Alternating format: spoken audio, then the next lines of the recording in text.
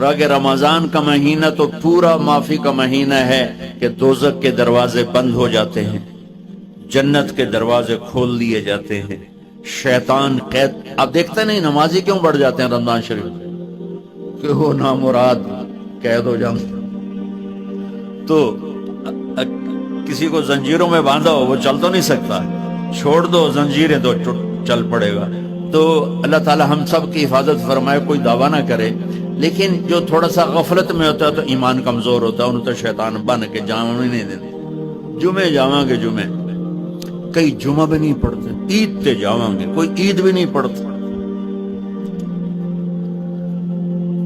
یہیں یہ ایک نگینہ سینما کے مالک نے بیان کروایا تھا اور اس نے بعد میں اس سینما کو گرا دیا. آج کل وہ کینیڈا میں ہوتا ہے. تو وہ سینمے کا جو تھا نا مینیجر، وہ میرے پاس آیا، کہا مولانا آج میں پہلی نماز پڑھی ہے. وہاں ہم نے مغرب کی نماز پڑھی، اس کے بعد بیان ہوا. بیان کے بعد وہ اتنا ہنگامہ ہوا کہ رش بہت تھا، تو وہاں نماز پڑھی نہیں جا سکے. ہم نے کہنے لگا میں چل رہا تھا میرے ساتھ ساتھ، مولانا آج میں پہلی نماز پڑھی. میں نے کہا کیا مطلب؟ کہا جی یہی کہ آج زندگی دی پہلی نماز پڑھی. ہوگا راؤنڈ اباؤٹ 40-45 سال کا. میں کہا جی پہلی نماز؟ ہاں جی پہلی نماز. جمعہ پڑھے؟ نہیں کدی نہیں. عید؟ نہیں کدی نہیں. آج پہلی نماز توڑے پیچھے پڑھی. شیطان جب قید ہوتا ہے تو زنجیریں کھل جاتی ہیں تو نمازی بڑھنا شروع ہو جاتے ہیں. اس کے بعد جو گھٹتے ہیں نا تو شیطان کی وجہ سے نہیں، اپنی عادت اور سستی کی وجہ سے. پہلے 2-3 دن بڑا جوش ہوتا ہے، پھر اس کے بعد گھٹتے ادھے کو پھر نکل جاندے ہیں، ادھے رہ جاندے ہیں. تو تراویح میں بھی پہلے پوری مسجد بھرے گی، پھر ایک صف جائے گی، پھر دوسری جائے گی، پھر تیسری جائے گی. تو بھائیو یہ رمضان آ رہا ہے، دیکھو میں ہاتھ جوڑتا ہوں. نماز 5 وقت سارا سال فرض ہے، لیکن روزے کی برکت سے کیا ہوتا ہے؟ شیطان قید ہو جاتا ہے تو وہ سارے بھاگے آ رہے ہوتے ہیں. اللہ سے مانگ لو اس رمضان میں کہ یا اللہ ایسی توفیق دے کہ موت تک نماز نہ چھوٹے. رمضان میں بہت سے لوگ رشوت لینا چھوڑ دیتے ہیں کہ نہیں جی ہوں رمضان شریف آ گیا. رمضان شریف بھی تو آیا ہے، لیکن اصل میں شیطان قید ہوا ہے تو اب کہہ رہا نہیں ہوں رشوت نہیں لینی، مہینے بعد لواں گے. ڈنڈی مارنے والا کہتا ہے نہیں صحیح تولنا ہے، پھر رمضان تو بعد کٹھی کسر کر لواں گے. وہ کیا وجہ ہے پیچھے؟ ایک تو رمضان کی برکات ہیں، اور ایک شیطان کا قید ہونا ہے، اور ایک جنت کے دروازوں کا کھل جانا، دوزخ کے دروازوں کا بند ہونا، اللہ کے عرش کا پہلے آسمان پہ مستقل ڈیرا ڈال دینا، اور پھر اعلان کرنا ہے کوئی بخشش آنے والا ہے، کوئی معافی مانگنے والا ہے، کوئی توبہ کرنے والا ہے، کوئی جنت مانگنے والا ہے، کوئی دنیا مانگنے والا، آؤ مانگو. اور ایک فرشتہ اعلان کرتا ہے اے بھلائی کے چاہنے والے شاباش آگے بڑھ. اور دوسرا فرشتہ اعلان کرتا ہے اے برائی کے کرنے والے بس کر اور واپس آ جا، بس کر اور واپس آ جا. رمضان کا مطلب ہے جل جانا. رمضان کے لفظ کا مطلب ہے جل جانا. جلنے کا مطلب کیوں ہے اس میں؟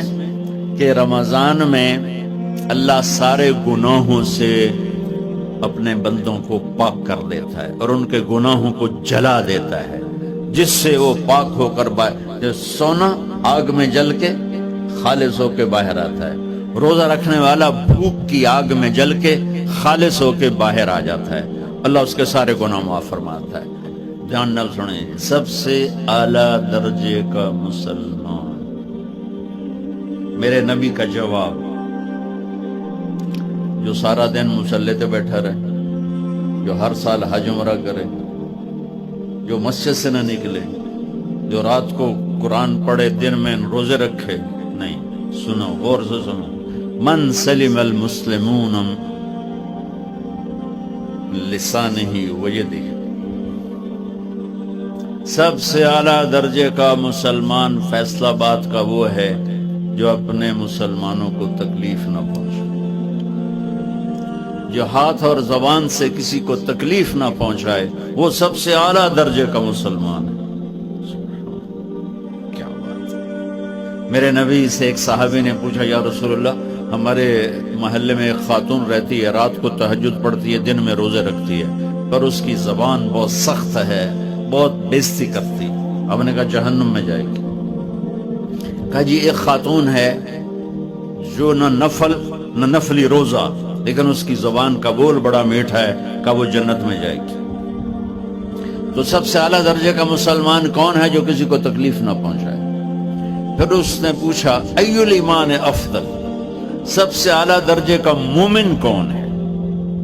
تو آپ نے فرمایا حسن الاخلاق، جس کے اخلاق اچھے ہوں وہ سب سے اعلیٰ درجے کا ایمان والا ہے۔ کیونکہ تکلیف نہ پہنچانا اخلاق کی ایک صفت ہے، اور اخلاق کی بے شمار اقسام۔ میرے نبی نے فرمایا اچھے اخلاق 360 صفات کا نام ہے۔ ایک صفت بھی کسی مسلمان مرد عورت کے اندر ہوگی تو جنت میں چلا جائے گا۔ سامنے ابو بکر بیٹھے تھے، کہنے لگے یا رسول اللہ کو میرے اندر بھی ہے؟ تو آپ نے فرمایا تیرے اندر ساری ہے، ساری تیرے اندر ساری۔ تو ابتدا بھی بتا دی، انتہا بھی بتا دی، اور عبادت بھی مسلمان کو اخلاق تک پہنچاتی ہے۔ اب سنو قرآن سے، اللہ تعالیٰ انسان کسے کہتا ہے؟ ایمان والوں کو۔ ان الذین کفروا من اہل الکتاب والمشرکین فی نار جہنم خالدین فیہا اولئک ہم شر البریہ۔ سب سے بدترین مخلوق وہ ہے جو اللہ کو نہ مانے، جو اللہ کے دین کو نہ مانے۔ آپ نے کہا وہ سب سے بدترین مخلوق۔ تو لا الہ الا اللہ محمد رسول اللہ ہمیں انسانیت میں داخل کرتا ہے۔ انسان ہے ہی وہ جو لا الہ الا اللہ محمد رسول اللہ کا کلمہ پڑھتا ہو میرے رب کے نزدیک۔ نماز کیا ہے؟ نماز کیا ہے؟ ان الصلاۃ تنہی عن الفحشاء والمنکر۔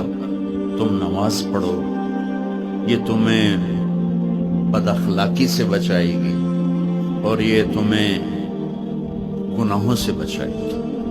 تو نماز بھی انسان کو اخلاق تک لے جا رہی ہے، فحاشی سے بچائے گی، گناہوں سے بچائے گی، اخلاق کی طرف سفر۔ روزہ آ رہا ہے، روزہ کس لیے ہے؟ کتب علیکم الصیام کما کتب علی الذین من قبلکم لعلکم تتقون۔ تم پر روزہ فرض کیا ہے جیسے پہلوں پہ کیا تھا تاکہ تم تقوی والے بن جاؤ۔ تقوی والے کون ہیں؟ وسارعوا الی مغفرۃ من ربکم وجنۃ عرضها السماوات والارض اعدت للمتقین، کہ میرے بندو دوڑو جنت کی طرف جو تقوی والوں کے لیے۔ متقی کون ہیں تقوی والے یا اللہ؟ کا الذین ينفقون فی السراء والضراء، کا جو میرے نام پہ سخاوت کرتے ہیں، چاہے تنگ دست ہوں چاہے پیسے والے، چاہے تھوڑا مال ہوئے چاہے زیادہ مال ہوئے، وہ میرے نام پہ خرچ کرتے ہیں۔ الکاظمین الغیظ، جو غصے کو پی جاتے ہیں، والعافین عن الناس، اور جو لوگوں کو معاف کر دیتے ہیں۔ اللہ تعالیٰ کہہ رہا ہے یہ تقوی والے ہیں۔ تو روزہ بھی اخلاق پہ لے جا رہا ہے۔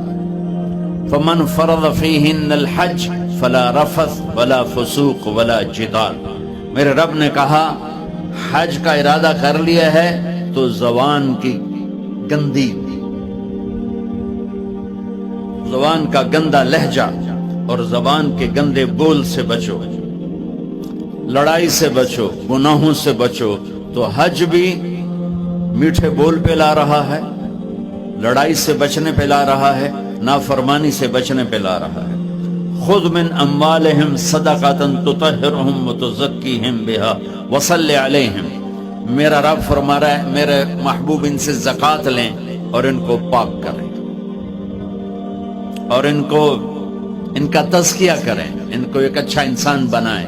زکوٰۃ ہو اخلاق بنتے ہیں، روزہ ہو اخلاق بنتے ہیں، حج ہو اخلاق بنتے ہیں، نماز ہو اخلاق بنتے ہیں، کلمہ ہو انسان بنتا ہے۔ یہ اتنا زور کیوں دیا ہے اخلاق پر کہ میرے بھائیو، اچھا معاشرہ جو وجود میں آتا ہے وہ ایک دوسرے کو معاف کرنے سے وجود میں آتا ہے، مسجد نماز کے لیے ہے، اور نماز ایک انفرادی عمل ہے جو کر کے میں گھر چلا جاتا ہوں، دفتر چلا جاتا ہوں، پڑھوں نہ پڑھنے کا گناہ مجھ پر، پڑھنے کی نیکی مجھ پر۔ لیکن اگر میرے اخلاق برے ہیں، روزہ میری چیز ہے، رکھوں اجر، نہیں رکھوں پکڑ، زکوٰۃ دے دوں اجر نہ دوں پکڑ، حج کر لوں اجر نہ کروں پکڑ، صرف میری ذات سے کے گرد ہے، نماز بھی، روزہ بھی، حج بھی، زکوٰۃ بھی۔ لیکن برے اخلاق جتنا معاشرے میں میرا اثر ہے وہ سب تباہی پھیلا دیں گے، اور اچھے اخلاق جتنا معاشرے میں میرا اثر ہے وہاں خوبصورتی کو پھیلا دیں گے۔ عبادت چھپ جاتی ہے، میں نے فجر پڑھی ہے کہ نہیں پڑھی آپ کو پتہ ہے؟ بولو، آپ نے پڑھی ہے یا نہیں پڑھی؟ مجھے کوئی پتہ ہے نہیں ہے۔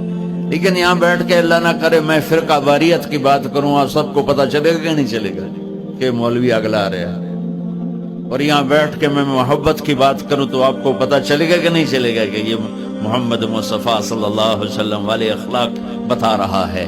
تو اخلاق چھپتے نہیں، برے ہوں یا اچھے ہوں، ظاہر ہوتے ہیں۔ اور سب سے زیادہ اس آدمی کا خاندان، جس آدمی کو بدتمیزی کی عادت ہے، وہ بیوی کے دل کو برباد کر دے گا، ماں باپ کے دل کو برباد کر دے گا، اولاد کو برباد کر دے گا، دوستوں کو، نوکروں کو برباد کر دے گا۔ اس کے نوکر سامنے کہیں گے میاں صاحب، شیخ صاحب، سیٹھ صاحب، خان صاحب، اتھے جا کے گالی کڈن۔ اور جس کے اخلاق اچھے ہوتے ہیں وہ اپنے گھر کو خوبصورت بنا دیتا ہے، رشتوں کو خوبصورت بنا دیتا ہے، ملازموں کو خوبصورت بنا دیتا ہے، اپنے کاروبار کو، اپنی زندگی کو، ہر پہلو اس کا خوبصورت ہو جاتا ہے۔ اچھے اخلاق لباس کی طرح ہیں جو میرا ہر عیب چھپا لیتے ہیں، اور برے اخلاق ننگے آدمی کی طرح ہے جس کا ہر عیب سامنے آ جاتا ہے۔